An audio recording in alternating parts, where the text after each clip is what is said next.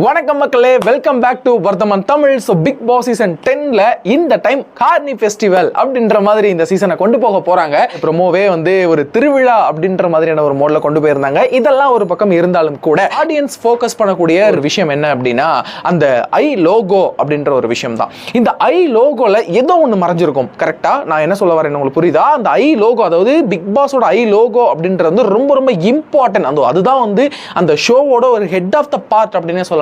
அதை வச்சு தான் அந்த சீசனே வந்து நம்ம ஓட்ட போறோம். அதை தான் நம்ம டெய்லி பார்க்க போறோம். அதோட அனிமே தான் நம்ம பார்க்க போறோம்.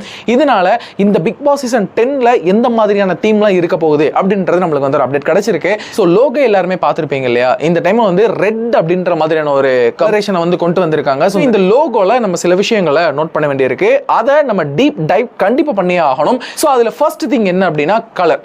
இந்த ரெட் கலர் எதையோ ஒன்று சொல்லுது. ஓகேங்களா? நம்ம அதை கண்டிப்பாக நம்ம வந்து அலசி ஆராய்ஞ்சே ஆகணும். அதுக்கான ஆன்சரும் என்கிட்ட இருக்கு. So first colour. Second one eye. அந்த ஐயில் உள்ள அந்த ஒரு மைனர் பாயிண்ட் இருக்கும் இல்லையா? ஸோ அது எதை மென்ஷன் பண்ணுது, அதை எதை ஃபோக்கஸ் பண்ணுது அப்படின்றத நம்ம செகண்ட் ஒன் பார்க்கணும்.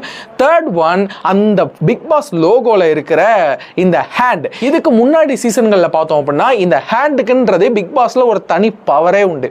பிக் பாஸ் சீசன் 7ல் இதை கமல் சாரே ரிவீல் பண்ணியிருக்காங்க. என்ன அப்படின்றத நான் கண்டிப்பாக நான் சொல்கிறேன். இப்போ இந்த மூணையுமே வச்சு நம்ம பார்க்குறப்போ லோகோ இருக்கிற இந்த எம்டி லோகோவை நம்ம பார்க்குறப்போ கம்பேர் பண்ணி இதை நம்ம டீப் டைவ் பண்ணுறப்போ தான் நம்மளுக்கு வந்து ஒரு அப்டேட் கிடைச்சது. இந்த பிக் பாஸ் சீசன் 10 வந்து உரிமை குரல் அப்படின்றத பேஸ் பண்ணி தான் இருக்க போகுது. பிக் பாஸ்ல இந்த மாதிரி கை வந்து இருக்கிறது அப்படின்னா அது வந்து உரிமை குரலுக்காக ஓங்கப்பட்ட ஒரு கை அப்படின்றத நம்ம வந்து பிக் பாஸ் சீசன் 7ல நம்ம வந்து பார்த்தோம். அதுலேயே ரெட் கலர் கை, அந்த ஒரு பேண்ட் இருக்கும் இல்லையா? அந்த ரெட் கலர் பேண்டை வச்சு நீங்க உரிமை குரல் தூக்கினாங்க அப்படின்னா அவங்களுடைய கோரிக்கைகள் அங்கே கேட்கப்படும். அவங்களுடைய கோரிக்கைகள் கேட்கப்பட்டு யார் அங்க தொகுப்பாளராக இருக்காரோ அவர் அதுக்கான தீர்வை உடனடியாக வழங்க வேண்டும் அப்படின்றதான் முன்னாடி சீசன்களை நம்ம பார்த்த ஒரு விஷயமா இருக்கு. இன்க்ளூடிங் நம்ம பிரதீப் ஆண்டனி அவர்கள் வெளியேறினப்ப கூட இந்த உரிமை குரல் அப்படின்றத வச்சுதான் அவரை வந்து இத்தனை பெண்கள் குற்றச்சாட்டை முன்வைத்திருக்கிறார்கள். அதனால் தற்பொழுது இவர் இம்மீடியட்டாக வெளியேற்றப்பட வேண்டும் அப்படின்றத வச்சு அவரை வெளியவே அனுப்புனாங்க. ஸோ அந்த அளவுக்கு இந்த உரிமை குரல் அப்படின்றதுக்கான ஒரு பவர் உண்டு. ஸோ அதை இந்த பிக் பாஸ் சீசன் 10ல ஒரு பெரிய ஒரு தீமா, அது ஒரு பெரிய கான்செப்டாவே வச்சு பண்றதா பிளான் பண்ணியிருக்காங்க. அதோடைய ஒரு தாக்கம் தான் பிக் பாஸ் லோகோல உரிமை குரலுக்கான கை இருக்கிறத நம்ம வந்து பார்க்க முடியுது. எனக்கு ஒரு எண்ணம், இந்த டைம்ல கமல் சார் இல்லையே, இதை வச்சு பயங்கரமா மனுஷன் அரசியல் பண்ணியிருப்பாரு. ஆனா இதுக்கப்புறம் பண்ணி வேஸ்ட் தானே. சரி, இருந்தாலும் என்னதான் பிக் பாஸ் மேடையா இருந்தாலும் அதுலயும் நான் அரசியலை வச்சு பேசுவேன்ற மாதிரி அரசியலை புகுத்தி பேசுறதுன்றது வந்து கமல் சாருக்கு வந்து ரத்தத்திலே ஊறி போன ஒண்ணு.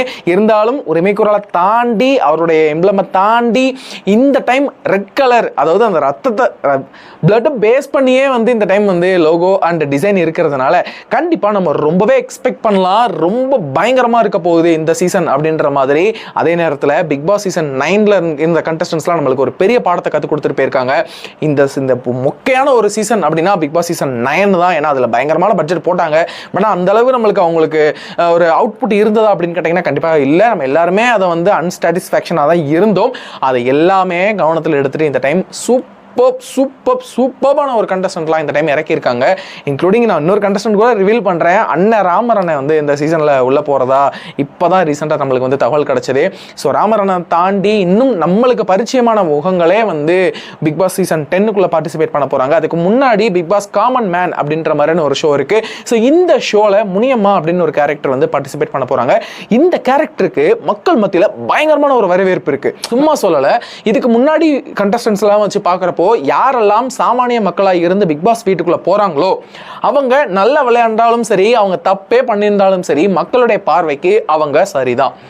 ஏன் அப்படின்னா மற்றவங்கலாம் பிரபலம், அவங்கலாம் பிரபலம். இந்த மக்கள் மத்தியில இருந்து போனவங்க வந்து பிரபலம் கிடையாது. ஆனா எல்லாத்துக்குமே மக்கள் சப்போர்ட் பண்ணிடுவாங்க அப்படின்னு கேட்டீங்கன்னா கண்டிப்பா அதுக்கு நான் வந்து சொல்ல மாட்டேன். பிகாஸ் அவங்களுக்கு அவங்க சைடு நியாயம் இருந்தது அப்படின்னா மக்களுடைய குரலும் அந்த இடத்துல பிரதிபலிக்கும் அப்படின்றது வந்து நம்மளுக்கு உண்மை. ஸோ இவங்க டைரக்டா பிக் பாஸ் போறாங்களா முனியம்மா அப்படின்றத கேட்டிங்கன்னா கண்டிப்பா பிக் பாஸ் போல பிக் பாஸ் காமன் மேன்ல வந்து வராங்க. ஸோ இவங்களோட ஆதரவு மக்களுக்கு இருக்கு. பட் மக்களோட ஆதரவை வச்சு இவங்க பிக் பாஸ்க்குள்ள போக முடியாது. ஏன்னா பிக் பாஸ் காமன் மேன் அப்படின்றது வந்து ஆரி, ஓவியா அண்ட் ராஜு இவங்களுடைய ஜட்மெண்ட் படி தான் அங்க வந்து நடக்கும். ஸோ இவங்கள யார் பிக் பாஸ்க்குள்ள போறாங்களோ, அதாவது அந்த பிக் பாஸ் காமன் மேன்ல இவங்க முனியம்மா வந்து வின் பண்ணி போறாங்க அப்படின்னா கண்டிப்பாக கண்டிப்பாக அவங்க பிக் பாஸ்ல நல்ல ஒரு பொசிஷனுக்கு போவாங்க அப்படின்றத நம்பலாம். இதுல முனியம்மாக்கு நீங்க சப்போர்ட் பண்றீங்க அப்படின்னா, எனக்கு ஆக்சுவலா முனியம்மான அவங்க யூடியூபர் அப்படின்றது மாதிரி நம்மளுக்கு சொல்லியிருக்காங்க. பட் நானும் இன்னும் டீப் டைவ் பண்ணல அது யாருன்றத.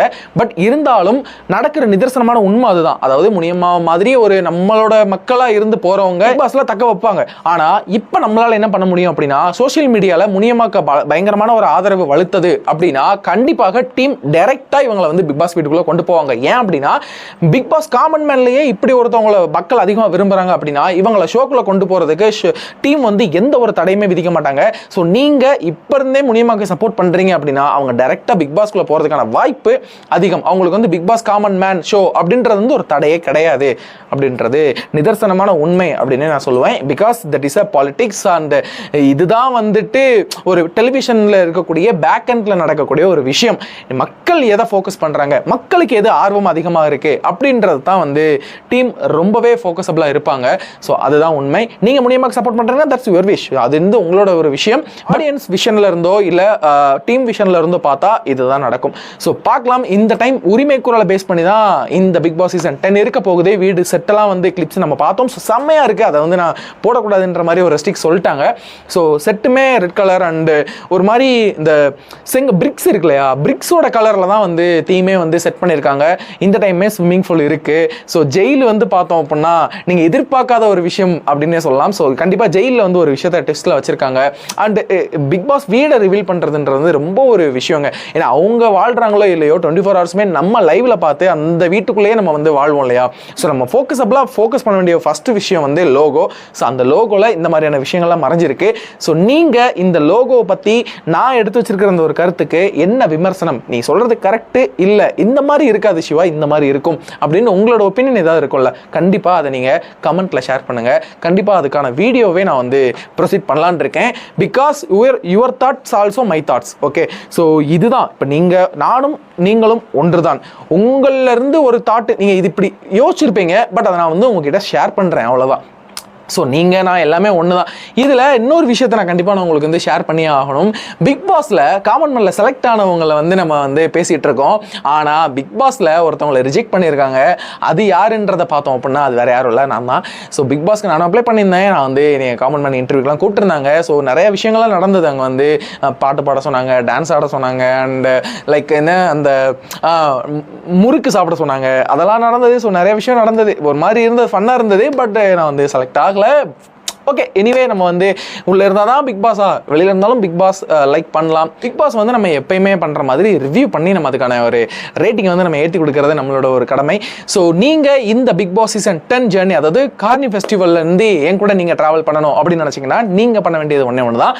நம்ம வர்த்தமான் தமிழ் சேனல் இப்போவே சப்ஸ்கிரைப் பண்ணுங்க. பக்கத்தில் பெல் ஐகான் இருக்கும், அதை கிளிக் பண்ணிக்கோங்க. எவ்ரி டே வரக்கூடிய வீடியோஸை தெரிஞ்சுக்கிட்டு என்ஜாய் பண்ணுங்க.